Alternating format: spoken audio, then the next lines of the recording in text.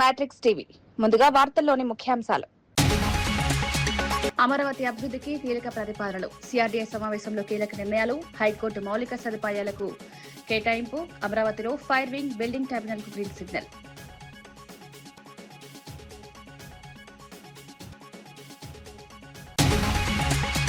యువతకు స్ఫూర్తి ప్రధాని అని రామచంద్రరావు. 134వ మన్ కీ బాత్ కార్యక్రమాన్ని వీక్షించిన బీజేపీ నేతలు క్రీడల్లో భారత విజయాలు ప్రపంచానికి సత్తా. సాంప్రదాయ భారతీయ పారండ్యాల ప్రాధాన్యాన్ని వివరించిన మోదీ.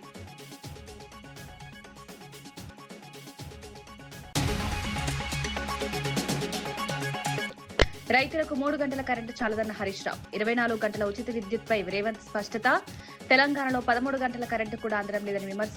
కాంగ్రెస్ పాలిత రాష్ట్రాల మాదిరిగానే తెలంగాణ పరిస్థితి. కష్టపడి చదివే విద్యార్థులకు వైసీపీ అండగా.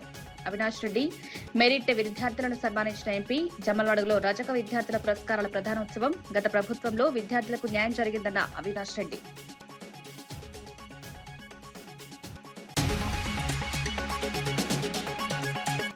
దేవాలయాల అభివృద్ధికి తొలి విడతగా 1000 కోట్లు. భద్రాచలం అభివృద్ధికి 350 కోట్లు మంజూరు చేసిన ప్రభుత్వం.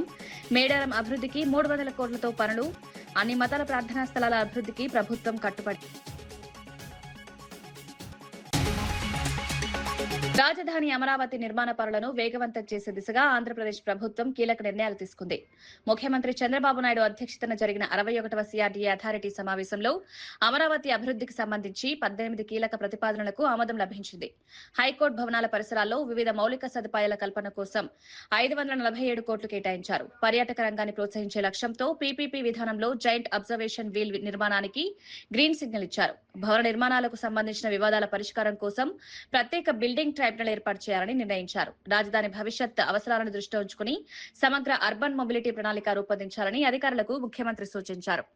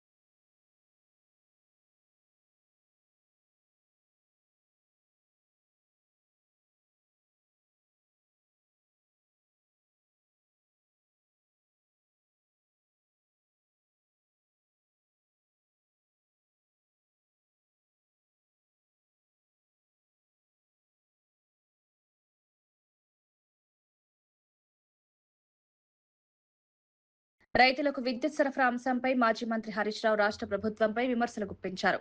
ముఖ్యమంత్రి రేవంత్ రెడ్డి, రైతు కమిషన్ చైర్మన్ కోదండరెడ్డి రైతులకు 3 గంటల కరెంటు చాలని భావిస్తున్నారని ఆయన అన్నారు. ఎన్నికల సమయంలో రైతులకు 24 గంటల కరెంటు ఉచిత విద్యుత్ ఇస్తేనే ఓటు అడుగుతారని చెప్పిన ముఖ్యమంత్రి ఇప్పుడు అదే విషయంపై స్పష్టమైన హామీ ఇవ్వాలని డిమాండ్ చేశారు. రాష్ట్రంలో రైతులకు ఎక్కడా 13 గంటల కరెంటు కూడా అందడం లేదని హరీష్ రావు ఆరోపించారు.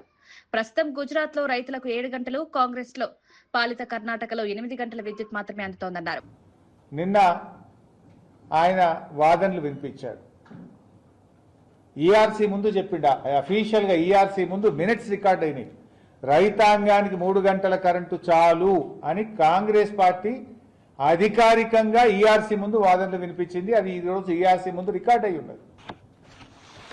ఎందుకంటే రేవంత్ రెడ్డి కూడా 3 గంటలు చాలన్నాడు. అయితే ఈ మాటలు నేను ఏదో వేగ్గనో రేవంత్ రెడ్డి లాగా అబద్ధాలు మాట్లాడు మాకు ఇంటా వంట లేదు. మాకు నిజాయితీ తెలుసు, నీతి తెలుసు, ఏది మాట్లాడినా పద్ధతిగా మాట్లాడటం తెలుసు, ఆధారాలతో మాట్లాడతాం, లెక్కలతో మాట్లాడతాం. రేవంత్ రెడ్డి లాగా బట్టగాల్చి మీదేమో అబద్ధాలు మాట్లాడి పబ్బం గడుపుకునే మాకు ఇంటా వంట లేదు. ఈరోజు రేవంత్ రెడ్డి గారు నేను ఎందుకు అడుగుతున్న మాట అంటే, నేను ఛాలెంజ్ చేస్తున్నా రేవంత్ రెడ్డిని. నువ్వు 24 గంటల ఉచిత విద్యుత్తు ఈ తెలంగాణ రాష్ట్ర రైతాంగానికి ఇస్తేనే ఓటు అడుగుతా అని చెప్పు దమ్ముంటే, లేకపోతే ఓటు అడగను అని చెప్పు నీకు దమ్ముంటే. I'm challenging Revanth Reddy. అసలు ఇప్పుడే వస్తలేదు. మీరు బాండి పెట్టి చాలు, డిస్టర్బ్ చేయండి. ఒకటి తీసుకొని పోవాలి. ఊకే డిస్టర్బ్ రా బిడ్డ. ఇప్పుడే రావట్లేదు. రాష్ట్ర రైతాంగానికి ఈరోజు ఏ ఊరికన్నా పోదాం. ఈ మధ్యకాలంలో నేను నర్సాపూర్ సబ్స్టేషన్కి వెళ్ళినా, జహీరాబాద్ సబ్స్టేషన్కి వెళ్ళినా, సిద్దిపేటలో సబ్స్టేషన్కి వెళ్ళినా, ఎక్కడికి వెళ్ళినా రైతులకు ఈరోజే 13 గంటలకు మించి కరెంట్ రావడం లేదు. 13 అవర్స్ కూడా కరెంట్ రావడం లేదు ఈరోజు. నువ్వేదో 24 గంటల ఉచిత విద్యుత్తు ఇవ్వడానికి నేను ఆర్పీడీసీఎల్ పెడుతున్నా అని చెప్పినావు. నువ్వు వచ్చిన తర్వాత 24 గంటల ఉచిత విద్యుత్తుకు మంగళం పాడినావు. ఈరోజు రాష్ట్రంలో ఎక్కడ కూడా రైతులకు 13 గంటల ఉచిత అంటే మించి ఉచిత విద్యుత్తు రావడం లేదు. ఇవాళ నీ ఆర్పీడీసీఎల్ ఏర్పాటుతో 8-9 గంటలు కూడా రాని పరిస్థితి ఏర్పడుతుంది. నీ బడే బాయ్ చెప్పినట్టు అనిపిస్తుంది నాకు. ఇలా గుజరాత్లో కేవలం రైతులకు 7 గంటల కరెంటే వస్తుంది. కాంగ్రెస్ పాలిస్తున్న కర్ణాటకలో 8 గంటల కరెంటు మాత్రమే వస్తుంది. రేపు తెలంగాణలో కూడా అదే జరగబోతా ఉంది. ఇది నేను ఉత్తగా మాట్లాడతలేను. మొన్న ఆర్పీడీసీఎల్ ఏర్పాటు సందర్భంగా ఇది రాష్ట్ర ప్రభుత్వం ఇచ్చిన జీవో నంబర్ 8. ఆర్పీడీసీఎల్ ఏర్పాటు చేసేటప్పుడు రాష్ట్ర ప్రభుత్వం ఇచ్చిన ఇది జీవో నంబర్ 8. ఈ జీవో కూడా ప్రజలకు మీ అందరికీ కూడా అందుబాటులో పెడతా. ఈ జీవోలో ఏం చెప్పింది ప్రభుత్వం అంటే, energy department TGRPDCL formation of third discom approval అని కింద ఏం చెప్తారు ఇలా,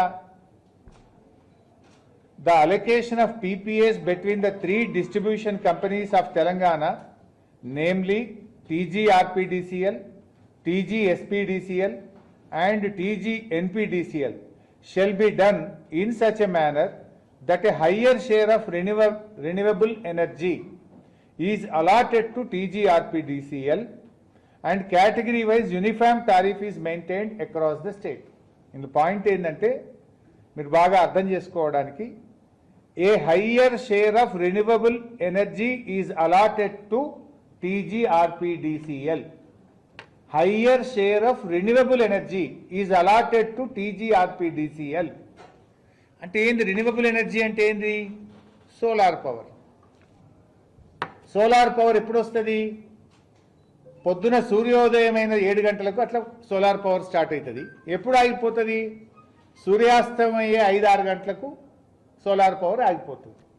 అంటే రైతులకు, లిఫ్ట్ ఇరిగేషన్ స్కీములకు, మంచినీటి పథకాలకు ఇవన్నీ టీజీఆర్పీడీసీఎల్ కింద ప్రభుత్వం పెట్టేసింది. మరి టీజీఆర్పీడీసీఎల్కి ఏ కరెంట్ ఇస్తా అంటుండు Revanth Reddy? Renewable energy, solar power ఇస్తా అంటుండు. థర్మల్ పవర్ ఇవ్వడట, హైడల్ పవర్ ఇవ్వడట, ఓన్లీ సోలార్ పవర్ ఇస్తా అంటుండు. మరి సోలార్ పవర్ ఎప్పుడు ఉంటుంది? పొద్దుగాల 7 గంటలకు వస్తుంది, సాయంత్రం 5కి పోతుంది. అంటే ఎన్ని గంటలు ఉంటుంది? 8-9 గంటలే ఉంటుంది. అంటే చెప్పకనే రేవంత్ రెడ్డి ఏం చెప్పిండి జీవో ద్వారా అంటే, రేపు రాష్ట్రములో రైతులకు 8-9 గంటల కరెంట్ ఇస్తా అని ఈ జీవోలో స్పష్టంగా చెప్పిండ్రు. అందుకే I'm challenging mister Revanth Reddy, 24 గంటల ఉచిత విద్యుత్తు రాష్ట్ర రైతాంగానికి ఇస్తేనే నేను ఓట్లు అడుగుతాను, చెప్పు నీకు దమ్ముంటే.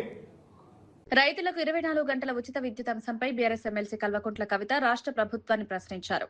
చిట్లాటలో చెప్పడం కాకుండా మీడియా సమావేశం ఏర్పాటు చేసి రైతుల మోటార్లకు మీటర్లు పెట్టబోమని, 24 గంటల ఉచిత విద్యుత్ కొనసాగిస్తామని ముఖ్యమంత్రి రేవంత్ రెడ్డి అధికారికంగా ప్రకటించాలని డిమాండ్ చేశారు. ప్రస్తుతం జరుగుతున్న అనధికారిక వ్యాఖ్యలను నమ్మే పరిస్థితి లేదన్నారు.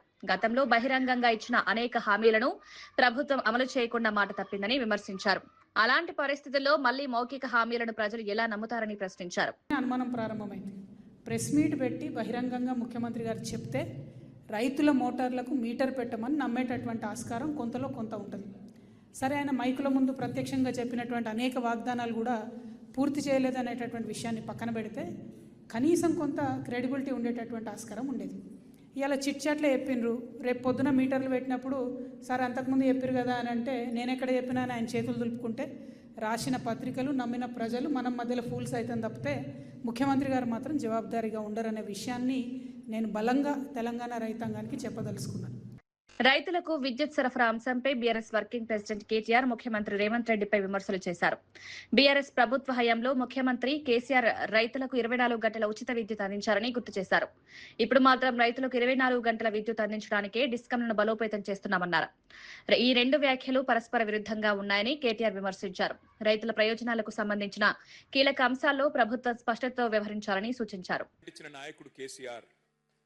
రేవంత్ రెడ్డి గారు ఈ రోజు కాదు, ముఖ్యమంత్రి కాకముందు అమెరికాలో ఒక సమావేశానికి పోయినప్పుడు అక్కడ ఆయన అడిగినారు ప్రశ్న, మరి కేసీఆర్ గారు 24 గంటలు కరెంట్ ఇస్తున్నాడు కదా వ్యవసాయానికి, మరి మీరేం చేస్తారు అని అడిగితే ఆ రోజు రేవంత్ రెడ్డి గారు చెప్పిన మాట, వ్యవసాయానికి 24 గంటల కరెంట్ ఎందుకండి, వేస్ట్, 3 గంటలు చాలు అని చెప్పిండు.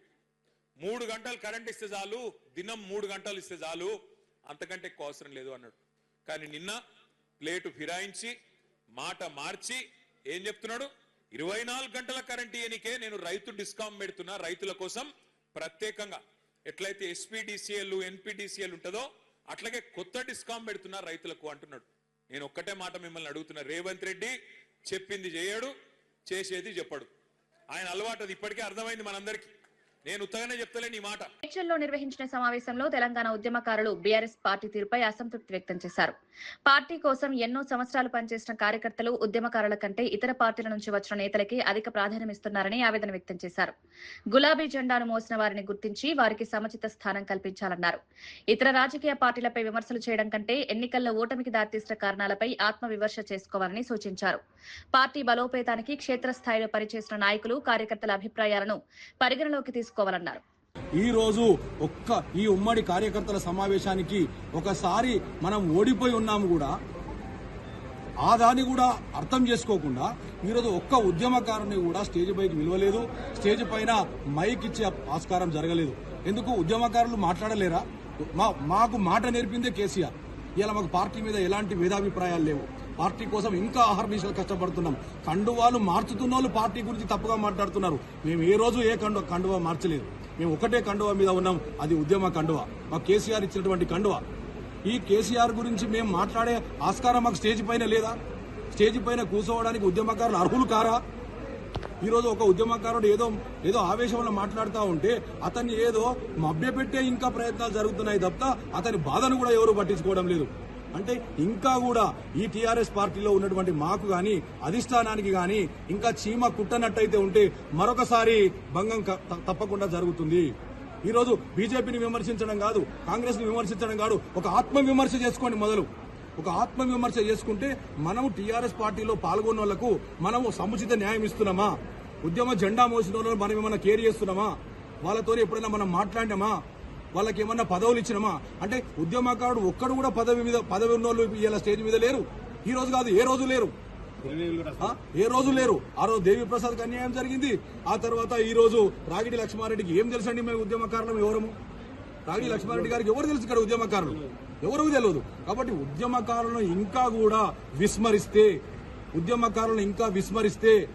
BRS party విచ్ఛిన్నమవుతుంది. ఆ విచ్ఛిన్నమైనా మళ్ళీ కూడగట్టుకోవడానికి మళ్ళా మా ఉద్యమకారులమే రావాలి. కండువాలు మార్చే నాయకులు గారు, వాళ్ళని నమ్మకండి. కండువాలు మార్చిన వాళ్ళు స్టేజ్ మీద కూర్చుని పెడుతున్నారు. మీరు ఉద్యమం చేసినోడు ఇంకా స్టేజ్ కిందనే ఉన్నాడు. నేను నా అనుభవం చెప్తున్నా, నాకు ఎప్పుడు ఇంత భంగం కలగలేదు. నాకు ఒక ఉద్యమకారునిగా నేను స్టేజ్ మీద మాట్లాడుతుంటే ఒక లీడర్ వచ్చిన తర్వాత ఒక స్టేజ్ ను మైక్ తీసుకొని మళ్ళీ ఇవ్వరా మైకు? మేము మాకు అర్హత లేదా? మేము మాట్లాడొద్దా? మాకు మాటలు రావా? మేము ఉద్యమంలో తిరగలేదా? మేము కోరుకుంటున్నది ఒకటే, మమ్మల్ని గౌరవించండి, మమ్మల్ని గుర్తించండి, మాకు పరాభవం చేయకండి. ఉద్యమకారులు స్టేజ్ మీద భాస్కర్ యాదవ్ గారు ఉన్నారు, వారికి తెలియదా? ఒక ఉద్యమకారులు కూడా మీదికి పిలవకూడదా? ఏం జరుగుతుంది మేడ్చల్ మండలంలో? ఏం జరుగుతుంది మేడ్చల్ మండలంలో? వందలాది మంది ఉద్యమకారులు ఉన్నారు. ఇలా వందలాది మంది ఉద్యమకారులకు ఒక్కరికి కూడా సముచిత న్యాయం జరగలేదు. కష్టపడండి. 25 సంవత్సరాల నుండి కష్టపడుతున్నాం. ఇంకెన్ని రోజులు? ముఖ్యమంత్రి రేవంత్ రెడ్డి చేసిన వ్యాఖ్యలపై మాజీ మంత్రి ఎమ్మెల్యే తలసాని శ్రీనివాస్ యాదవ్ తీవ్రంగా స్పందించారు. కేసీఆర్ ఆనవాలను చెరిపేస్తామని చెప్పడం వాస్తవాలకు విరుద్దమన్నారు. తెలంగాణ సచివాలయాన్ని ఎవరు నిర్మించారో, 125 అడుగుల డాక్టర్ బిఆర్ అంబేద్కర్ విగ్రహాన్ని ఎవరు ఏర్పాటు చేశారో ప్రజలకు తెలుసన్నారు. ప్రస్తుతం ప్రభుత్వ యంత్రాంగానికి కీలక కేంద్రంగా ఉన్న పోలీస్ కమాండ్ కంట్రోల్ సెంటర్ ను కూడా కేసీఆర్ హయాంలో నిర్మించారని గుర్తు చేశారు. ప్రస్తుతం ప్రజాభవన్ గా పిలుస్తున్న భవనం కూడా గతంలో ప్రగతి భవన్ గా ఏర్పాటైందని వివరించారు. ఆ పక్కన 125 అడుగుల విగ్రహం డాక్టర్ బిఆర్ అంబేద్కర్ గారిది ప్రపంచంలోనే ఎక్కడ లేదు అంత పెద్ద విగ్రహం. ఎవరు కట్టిరు? ఆడ పోలీస్ కమాండ్ కంట్రోల్ ఆడపోయి మీటింగ్ లో కూర్చుంటారు కదా, మరి అది ఎవరు కొట్టిరు? కేసీఆర్ గారు ప్రగతి భవనం పెడితే ఈ రోజు ప్రజాభవన్ అని చెప్తుంది. ఎవరు కట్టిరు? మరి ఆనవాళ్ళు ఎట్లా తీస్తారు ఆనవాళ్ళు? మరి ఈ భారతదేశ చరిత్రలో ఒక రాష్ట్రాన్ని సాధించి భారతదేశ చిత్రపటంలో పెట్టింది ఎవరు? మరి ఆనవాళ్ళు తీస్తారు. ఎట్లా తీస్తారు? కాబట్టి మాట్లాడడానికి కూడా ఒక బాధ్యత ఉండాలి. ఒక ఉన్నతమైనటువంటి పదవులో ఉన్నప్పుడు బాధ్యతగా మాట్లాడేది నేర్చుకోవాలి. అంతేగాని నాకు నోరున్నది కదా, నా ఇష్టం ఉన్నట్టు మాట్లాడతా, నాకు అధికారం ఉందంటే అధికారం మా కొత్తనా? అధికారం ఏమన్నా కొత్తనా? కేసీఆర్ గారి చరిత్రలో 45 సంవత్సరాలలో నిరంతరంగా ఆయన గెలిచినటువంటి నాయకుడే కదా, కేంద్ర మంత్రిగా చేసినటువంటి నాయకుడు కదా. అధికారం ఆ రోజు కేసీఆర్ గారు నీలాగా విర్రవీగలే కదా. కాబట్టి ఒకటి గుర్తుంచుకోండి, ఎవరు విర్రవీగిన చరిత్రలో అది రాసి పెట్టి ఉంటుంది. అది జరుగుతుంది సందర్భం వచ్చినప్పుడు. కానీ ఒక్కసారి ఈసారి కాంగ్రెస్ ప్రభుత్వం పోతే 30-35 సంవత్సరాల వరకు కాంగ్రెస్ జెండానే ఈ దేశంలో కనిపేదని చెప్పి నేను ఈ సందర్భంగా తెలియజేస్తా ఉన్నాను. జమ్మలమడుగులో నిర్వహించిన రాజక మెరిట్ విద్యార్థుల పురస్కార సభ ఘనంగా జరిగింది. ఈ కార్యక్రమంలో Kadapa MP YS Avinash Reddy, MLC Ramasubba Reddy పాల్గొని ప్రతిభ కనబరిచిన విద్యార్థులకు పురస్కారాలు అందజేశారు. ఈ సందర్భంగా మాట్లాడిన అవినాష్ రెడ్డి, కష్టపడి చదివి మంచి ఫలితాలు సాధించే విద్యార్థులకు వైసీపీ ఎల్లప్పుడూ అండగా ఉంటుందన్నారు. విద్య ద్వారా మాత్రమే ఉన్నత లక్ష్యాలను చేరుకోవచ్చని, యువత విద్యను ప్రధాన సాధనంగా తీసుకోవాలని సూచించారు. గత వైసీపీ ప్రభుత్వ హయాంలో అన్ని వర్గాల విద్యార్థుల సంక్షేమం కోసం అనేక కార్యక్రమాలు అమలు చేశామన్నారు. విద్యార్థుల అభివృద్ధికి ప్రాధాన్యమిస్తూ పలు సంక్షేమ పథకాలను అందుబాటులోకి తీసుకొచ్చామన్నారు.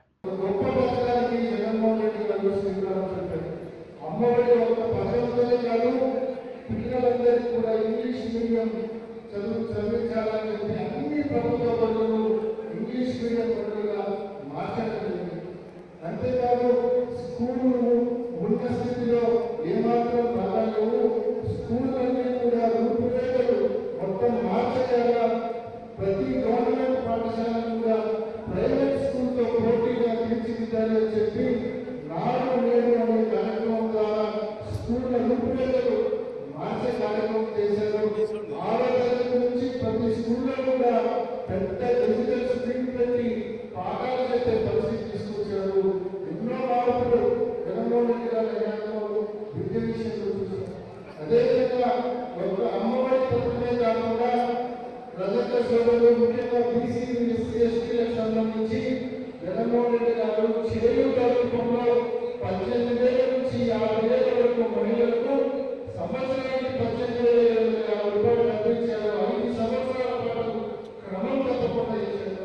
ఆసరా రూపంలో వాగ్దానాలన్నీ కూడా మాఫీ చేశారు. రాష్ట్ర వ్యాప్తంగా ఉన్న ఆదేశాలు ఈ రకంగా ప్రతి కుటుంబాలు కూడా ఆర్థికంగా ఎదురుగా ఆ రోజున జగన్ ప్రభుత్వం నిలిచిన మాట వాస్తవం. కాబట్టి తప్పకుండా ఈ అందరి ఆశీస్సులు జగన్మోహన్ రెడ్డి గారి ఉండాలని మనస్ఫూర్తిగా కోరుకుంటూ, అదేవిధంగా ఇవాళ ఇక్కడ ఉన్న రజక విద్యార్థులందరూ కూడా మేము మనం చేస్తూ ఉన్నాం. 10th లో ఏదైతే మీరు అత్యుత్తమంగా మార్కులు తెచ్చుకున్నారో మీ అందరికీ ఇవాళ జయన్న లక్ష్మయ్య మీ అందరికీ కూడా గుర్తించి, మీ అందరికీ కూడా మీ ప్రతిభను గుర్తించి మీ అందరికీ కూడా ఈ ప్రోత్సాహం అందిస్తా ఉన్నారు. తప్పకుండా ఇదే స్ఫూర్తి, ఇదే మోటివేషన్తో ఇంటర్మీడియట్ లో కూడా టాప్ లో మీ అందరూ కూడా తప్పకుండా రావాలని మనస్ఫూర్తిగా ఆకాంక్షిస్తూ, తప్పకుండా మీరు టాప్ క్లాస్ తెచ్చుకుంటారని కూడా మనస్ఫూర్తిగా ఎంపీ ఈటెల రాజేంద్ర రాజేందర్ కు వ్యతిరేకంగా వెలిసిన ఫ్లెక్సీల వ్యవహారంపై బీజేపీ రాష్ట్ర అధ్యక్షుడు రామచంద్రరావు స్పందించారు. ఈ ఘటన వెనుక బీజేపీ వ్యతిరేక శక్తుల హస్తముండొచ్చని ఆరోపించారు. రాష్ట్రంలో బీజేపీ బలపడుతూ పార్టీ నాయకత్వంలో ఐక్యత స్పష్టంగా కనిపిస్తుండటంతో కొందరు కావాలని ఇలాంటి చర్యల రాజకీయాలకు పాల్పడుతున్నారని విమర్శించారు. పార్టీ ప్రతిష్టను దెబ్బతీయడమే లక్ష్యంగా ఈ చర్యలు చేపట్టారన్నారు. ఈటెల రాజేందర్ పై వ్యక్తిగతంగా రాజకీయంగా దుష్ప్రచారం చేయాలనే ఉద్దేశంతోనే ఫ్లెక్సీలు ఏర్పాటు చేసి ఉండొచ్చని అభిప్రాయపడ్డారు. భారతీయ జనతా పార్టీ వ్యతిరేకిస్తులు భారతీయ జనతా పార్టీ పెరుగుతుంది కాబట్టే భారతీయ జనతా పార్టీ నాయకుల మధ్యన ఐక్యత్వం ఈరోజు స్పష్టంగా బయట కనబడుతుంది కాబట్టే భారతీయ జనతా పార్టీని మళ్లీ బలహీనపరచడానికి కొంతమంది వ్యక్తులు కొన్ని పార్టీలు చేస్తున్నటువంటి పన్నాగం ఇది ఒక కుట్రగా భావిస్తా ఉన్నాం. భారతీయ జనతా పార్టీ ఆ పార్టీలను ఆ వ్యక్తుల్ని హెచ్చరిస్తూ ఉంది. ఇటువంటి ఒక చిల్లర రాజకీయాలు, ఇటువంటి ఒక ఏదైతే వాళ్ళు బీజేపీ మధ్యన శ్రేణుల మధ్యన అంతర్యుద్ధము తీసుకురావాలని ప్రయత్నం చేస్తారో, విభేదాలు తీసుకురావాలని ప్రయత్నం చేస్తారో, ఇటువంటి వలన అది రాదు. భారతీయ జనతా పార్టీ బలంగా ఉంది, అందరూ ఐక్యంగా ఉన్నారు. కాబట్టే ఇటువంటి ఒక ఏదైతే ఎదురుగా వచ్చి రాజకీయ చేయలేని ఒక పార్టీలు ఈ విధంగా భారతీయ జనతా పార్టీని బలహీనపరచడానికి ఇవన్నీ కూడా కుట్రగా చేస్తున్నట్టు భారతీయ జనతా పార్టీ భావిస్తూ ఉంది. ఈ విషయం పైన భారతీయ జనతా పార్టీ డీజీపీ గారికి, అదేవిధంగా 2 కమిషనరేట్, ఇటు మల్కాజ్గిరి కమిషనరేట్కి, అదేవిధంగా అటు సైబరాబాద్లో కంప్లైంట్ కూడా వారికి దర్యాప్తు చేయడం జరిగింది. తప్పకుండా దీని మీద దర్యాప్తు జరగాలి. ఎవరైతే దీని యొక్క వెనుక ఉన్నారో వాళ్ళని తప్పకుండా మేము ఇన్వెస్టిగేట్ చేస్తాము, చేయించమని చెప్తాము. తర్వాత వాళ్ళ మీద చర్య కూడా తీసుకోమని చెప్పేసి కూడా పోలీసు వారిని మేము కోరుతా ఉన్నాం. రాష్ట్ర వ్యాప్తంగా దేవాలయాలు, ఇతర ప్రార్థనా స్థలాల అభివృద్ధికి ప్రభుత్వం ప్రత్యేక ప్రాధాన్యమిస్తోందని మంత్రి పొంగిరెడ్డి శ్రీనివాసరెడ్డి తెలిపారు. బాసర నుంచి భద్రాచలం వరకు ఉన్న ఆలయాల అభివృద్ధి కోసం తొలి విడతగా 1000 కోట్లు విడుదల చేశామన్నారు. గత ప్రభుత్వం భద్రాచలం దేవస్థానానికి తగిన నిధులు కేటాయించలేదని, ప్రజా ప్రభుత్వం మాత్రం 350 కోట్లు మంజూరు చేసిందని వెల్లడించారు. వచ్చే ఏడాది గోదావరి పుష్కరాల నాటికి అక్కడ చేపట్టిన అభివృద్ధి పనులను పూర్తి చేస్తామన్నారు. మేడారం జాతరను విజయవంతంగా నిర్వహించడంతో పాటు 300 కోట్లతో మేడారం ప్రాంతాన్ని అభివృద్ధి చేశామన్నారు. కూసుమంచిలోని చారిత్రాత్మక శివాలయ అభివృద్ధికి కూడా ప్రభుత్వం పూర్తి స్థాయిలో కట్టుబడి ఉందన్నారు. సర్వ మతాలని, దేశంలోని అన్ని ప్రాంతాలని ఒకే రకంగా చూస్తూ అందులో భాగంగా హిందువులు పూజించే గుళ్ళకి అనేక నిధులు ఇవ్వటం జరుగుతుంది. క్రిస్టియన్స్ కి సంబంధించిన చర్చిలకు కానీ, ముస్లిం మైనార్టీ సంబంధించిన మసీదులకు కానీ, అంటే మత సామరస్యానికి చేయనమే కాంగ్రెస్ ప్రభుత్వము, కాంగ్రెస్ పార్టీ. ఈ రాబోయే వచ్చే సంవత్సరంలో గోదావరి పుష్కరాలున్నాయి. ఈ మధ్యనే మేడారం జాతర జరిగింది. ఇందాక గౌరవ కలెక్టర్ గారు చెప్పినట్లు కనీ విని ఎరగని రీతిలో కోట్లాది మంది భక్తులు మేడారం జాతరకు వస్తే అద్భుతంగా మీరెన్నుకున్న ఈ ప్రజా ప్రభుత్వంలో మేడారం జాతర గిరిజనులు, గిరిజనేతరులు ఆరాధ్య దైవంగా పూజించే ఆ దేవతల్ని ఈ రాష్ట్ర ప్రభుత్వం సుమారు 300 కోట్ల దాకా ఖర్చు పెట్టి చరిత్రలో నిలిచే విధంగా ఆ మేడారాన్ని ఆనాడు అభివృద్ధి చేసుకున్నాం. ఆ రాముల వారి గుడికి ఆనాటి ప్రభుత్వ పెద్దలే వచ్చి స్వయంగా 100 కోట్లు ఇస్తామని చెప్పారు. 100 కోట్లు కాదు కదా, 100 పైసలు కూడా ఇవ్వల. మీ దీవెనలతో వచ్చిన ఈ ప్రజా ప్రభుత్వం సుమారు 350 కోట్లు మొన్న శాంక్షన్ చేసి శ్రీరామనవమి నాడు గౌరవ ముఖ్యమంత్రి రేవంత్ రెడ్డి గారి చేతుల మీదుగా శంకుస్థాపన చేసుకోవటమే కాకుండా రాబోయే వారం 10 రోజుల్లో పనులు కూడా యుద్ధ ప్రాతిపదిక మీద గోదావరి పుష్కరాల నాటికి వాటిని కూడా పూర్తి చేసే విధంగా ప్రణాళికలు ఏర్పాటు. ప్రధాని నరేంద్ర మోదీ నిర్వహించే మన్ కీ బాత్ కార్యక్రమం దేశ యువతకు గొప్ప స్ఫూర్తినిస్తోందని బీజేపీ తెలంగాణ రాష్ట్ర అధ్యక్షుడు రామచంద్రరావు అన్నారు. హైదరాబాద్ లో పార్టీ నాయకులతో కలిసి మన్ కీ బాత్ 134వ ఎపిసోడ్ ను వీక్షించిన అనంతరం ఆయన మాట్లాడారు. ఈ కార్యక్రమం ద్వారా ప్రధాని మోదీ దేశ ప్రజలకు ఎన్నో ప్రేరణాత్మక, అర్థవంతమైన సందేశాలను అందిస్తున్నారన్నారు. క్రీడా రంగంలో భారత్ సాధిస్తున్న విజయాలు ప్రపంచానికి దేశ సామర్థ్యాన్ని చాటుతున్నాయని ప్రధాని ప్రస్తావించిన విషయాన్ని రామచంద్రరావు గుర్తు చేశారు. భారత క్రీడాకారులు అంతర్జాతీయ వేదికలపై రాణిస్తూ దేశ ఖ్యాతిని మరింత పెంచుతున్నారన్నారు. మామిడి, సత్తు, సబ్జా గింజలతో తయారయ్యే సాంప్రదాయ భారతీయ పానీయాల ప్రాధాన్యంపై ప్రధాని ప్రజలకు అవగాహన కల్పించారన్నారు. అథ్లెటిక్స్ మీద ఏదైతే మెడల్స్ గానీ దాని విషయంలో వాళ్ళు చేసే కష్టాలు ఇవన్నీ కూడా అనేక మంది యువకుల్ని అవి ప్రేరితం చేసేటటువంటి ఒక మదన దొరుకుతూ ఉంటుంది. అంతేకాకుండా మ్యాంగోస్ అనే ఎండాకాలం అందరం కూడా మనం మామిడి పండ్లు ఇష్టపడతాం. ఈ దేశంలో ఎన్ని రకాల మామిడి పండ్లు కానీ మామిడికాయలు కానీ రకరకాలైన దాని విషయం మీద చెప్పడం కానీ లేకపోతే మన చరిత్ర గురించి చెప్పడం కానీ Rajaraja Chola warfare, sea warfare యుద్ధాన్ని ఏ విధంగా సముద్ర యుద్ధాన్ని ఏ విధంగా డెవలప్ చేశారు అనే విషయం మీద చెప్పడం కానీ ప్రతి ఆఖరి ఆదివారం నరేంద్ర మోదీ గారి మన్ కీ బాత్ వినండి. అనేకమైన విషయాలపైన అవగాహన పెంచుకుందాం. ఏసీ అంశంపై కూటమి ప్రభుత్వాన్ని విమర్శించే నైతిక హక్కు వైసీపీకి లేదని విజయనగరం ఎంపీ కలిశెట్టి అప్పలనాయుడు అన్నారు. తమ పాలనలో ఉద్యోగాలు కల్పించడంలో విఫలమై యువతను నిరాశపరిచిన పార్టీ ఇప్పుడు ఇతరులపై విమర్శలు చేయడం ఆశ్చర్యకరమని వ్యాఖ్యానించారు. కూటమి ప్రభుత్వం అధికారంలోకి వచ్చిన తర్వాత విద్యారంగాన్ని బలోపేతం చేసేందుకు అనేక చర్యలు చేపట్టేదన్నారు. రాష్ట్ర విద్యా వ్యవస్థ దేశవ్యాప్తంగా ఆదర్శంగా నిలిచేలా పలు సంస్కరణలు అమలు చేస్తున్నామన్నారు. 10వ తరగతిలో అత్యుత్తమ ఫలితాలు సాధించిన విద్యార్థులను ప్రభుత్వం ఘనంగా సన్మానించిందని, వారి విజయాలను గుర్తిస్తూ పత్రికల్లో ప్రత్యేక ప్రకటనలు కూడా విడుదల చేసిందన్నారు. సందర్భాలు వస్తే దానిని కూడా పక్కదారి పట్టించే విధంగా వారు మాట్లాడుతుంటే చాలా ప్రజలు, యువత దీనిని అర్థం చేసుకోవాల్సిన అవసరం ఉందని మీ ద్వారా నేను తెలియజేస్తున్నాను. ఈ ఆంధ్రప్రదేశ్ చేసిన విద్యా విధానాన్ని, వ్యవస్థని దేశం మొత్తం ఇంప్లిమెంట్ చేస్తామని వారు సాక్షాత్ ఒక పత్రాన్ని కూడా రాశారు ముఖ్యమంత్రి గారికి. ప్రైవేటు విద్యా సంస్థలతో పోటీగా ప్రభుత్వ విద్యా సంస్థలలో మంచి మార్కులు సాధించే వ్యక్తులకి మన పేపర్లో, టీవీల్లో యాడ్లు ఇచ్చి ఈరోజు మనం చూసాం. ఆశ్చర్యం వేసింది అందరికీ కూడా.